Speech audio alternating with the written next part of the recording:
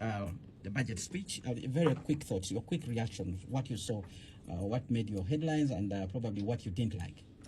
I, for one, think it's overly ambitious for various reasons.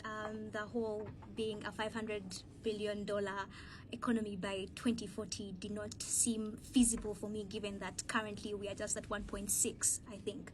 And so it has so many intricate details in it that try to exaggerate what the reality is.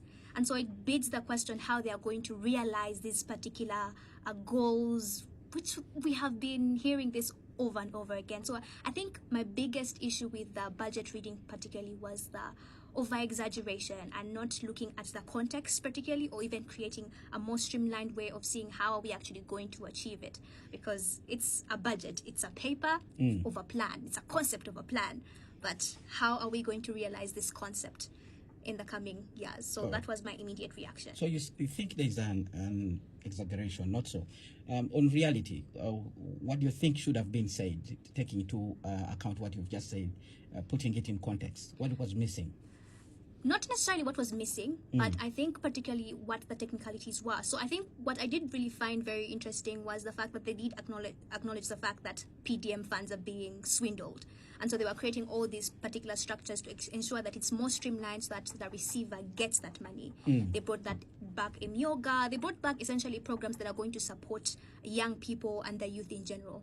Ideally, there should be a more, I read the section for accountability in finance, and there's barely anything touching on how exactly are they going to streamline the funds. And that's the biggest problem we have with this particular country, is that we have how we are going to use the money, but how to make sure that it stays used the way it's going to be used. That's the biggest problem.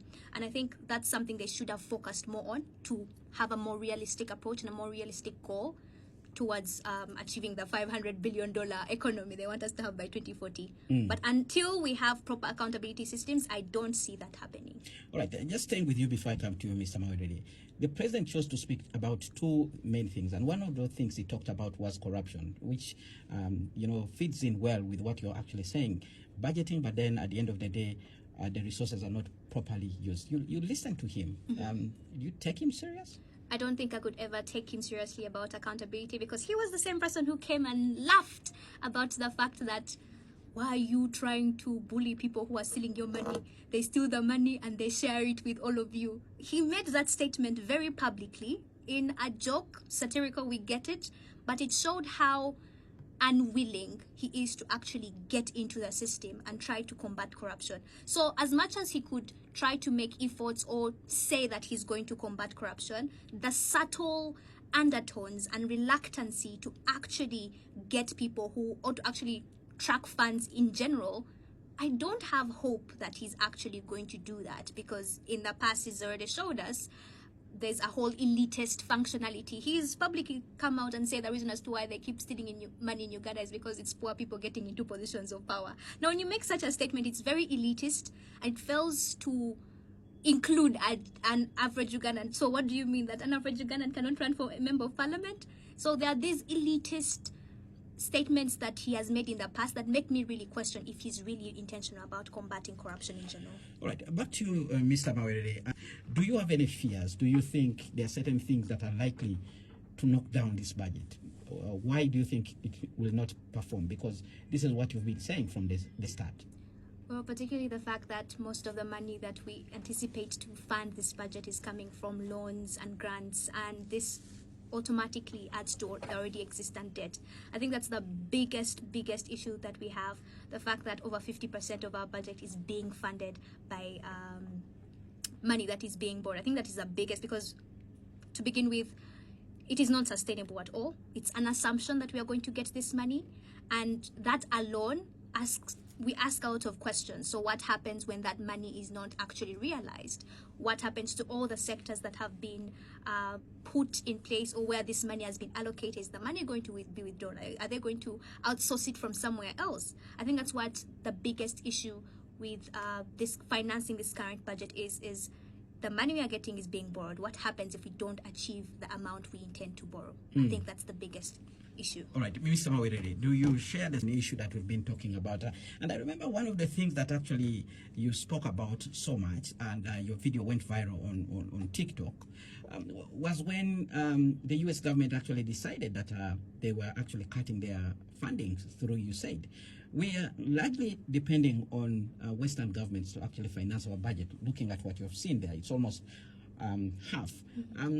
Can we be speaking about a realistic economy in a situation where we are heavily dependent on borrowing? Well, the government will tell you it's not wrong to borrow. There are so many other countries that are actually borrowing. But let's put it in the Ugandan context. It's not wrong to borrow, but can we sustain the debt? I think that's the biggest question that we have and the biggest issue that we have at hand. In Uganda, I think considering last year's budget, we barely made 1% being able to pay back the debt that we already have. There's a crazy stat that I read that it will take us over 6 generations to pay off Uganda's current debt. So it gets me thinking, if it takes 6 generations to pay off Uganda's current debt, yet we're still accumulating debt, could we ever sustainably live without necessarily, 1, getting foreign aid, or 2, even have economies that can thrive and self-fund? Now, this is what I've seen other nations do, particularly. Other nations have particularly been skillfully, I've looked at the EU models, and I think that's where the East African community in this particular case comes in.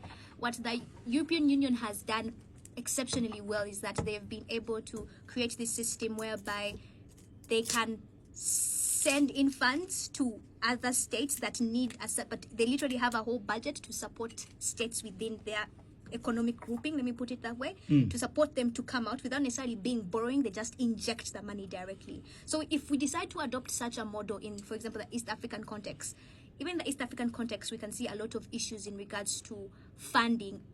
The East African community itself gets funding from external factors. So even the models that we think we could borrow from other states on how to fund necessarily economies that are struggling from a collective point of view might not necessarily work, because as an East African community, as an African continent, we all have this inherent burden of foreign aid, and as much as we may try to convince the world it's about colonialism, it's the fact that we have taken so long and depended so long on these particular structures that we have never once thought that what if they actually withdraw the money, which we saw this year, and we've seen the adverse effects.